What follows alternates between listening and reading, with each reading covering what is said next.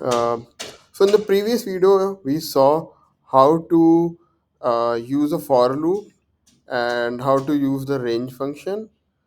Now we are going to see how do we use for loop to do an iterative calculation. Okay, so we defined the variable n using the range function. Now n contains all the values from 0 up to 99, and then we are defining two empty lift. So the name of the lift is even equal to square brackets. Similarly, the name of another variable is odd equal to square bracket. So to define an empty lift, you use square bracket open and square bracket close, and you don't have to put anything inside. So this defines an empty lift. I'm just adding a comment, define empty lift.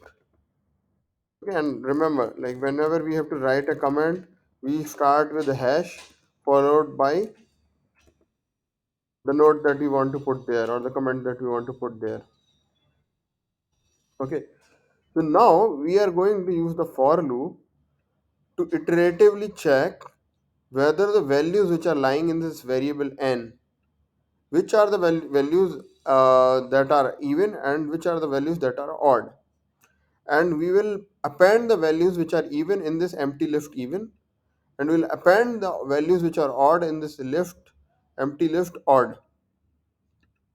Okay, so let's just do that. So we have this for statement which starts with for, and then I is the variable, dynamic variable whose value is going to iterate. Then we are saying for I in n followed by colon. Then, as I mentioned earlier, any statement that you have to write under the for loop, under the for block, it has to be indented to the right. You indent it to the right. Okay.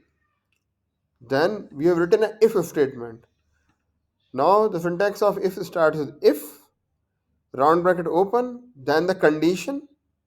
We want to check whether the remainder is going to be 0 when we divide this number by I by 2. So we are using the remainder operator over here, and we are also using the equal to operator over here. If the remainder is equal to 0, then what we are saying is append to the empty list even the variable I. Now you may be wondering that the statement which is lying in the inside the if, it is also indented, okay, to one space to the right. So but initially when I discussed with you that any statement which is to be written within the for, it has to be indented by the same amount. That's true, that is still true even now. But now we are writing a statement which is under the if block, right? So the statement, which any statement that comes under the if block, that also is to be indented to the right. So that's what we have done. Now this if is lying in the for loop. Similarly, this else is lying in this for loop. So both if and else statements are indented to the right by same space. But this statement odd dot append and even dot append, they are lying within the if statement. So compared to if, they are to be indented to the right by some space. Okay. So whenever you have this type of nesting, okay, by nesting I mean you have an if which is lying within for, or you may have an for which is lying within if. Now all the statements within for, they are to be indented to the right by the say space amount. But now any statement which is lying in the if block, that is also to be indented, okay, to the right. So that's why we are seeing the statement even dot append being indented to the right by some space. Same goes for odd dot append. So now what we are doing is we are iterating over all the variables which are stored, all the values which are stored in the variable n. And then I is assuming values which are in variable n one by one. So first value will be 0. Now 0 divided by 2, the remainder will be 0. So it will append the value of 0 in this particular empty list. Now then the second variable will come, which will be 1. Now 1 divided by 2 remainder will be equal to 1. So then else if statement will become true, and that value will get appended to the variable odd. Okay.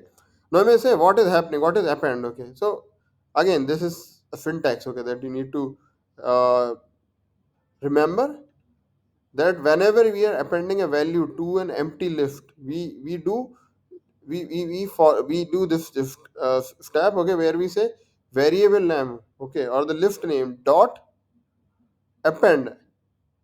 Then in round brackets we are passing the value which we are trying to append. So append is also like a function, because it is also having a round bracket open and round bracket close, and there is a value which is going inside this in these round brackets. So we are saying even dot append I. So then the empty list even would have the value of I stored in it, okay, if this condition is true.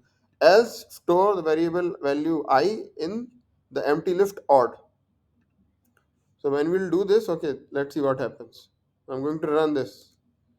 So odd numbers are, now here are the print statements. Odd numbers are odd, like all the values which are odd are stored. So 1 to up to 99, okay, and all the even numbers 0, 2, 4, 6, 8 are stored in this list even. Okay, so this is how we use uh, for loops to do iterative task. And we learned one more thing, how to actually append values to an empty list. Okay, I hope this is clear to you. So thank you so much. We will next look at how to define functions.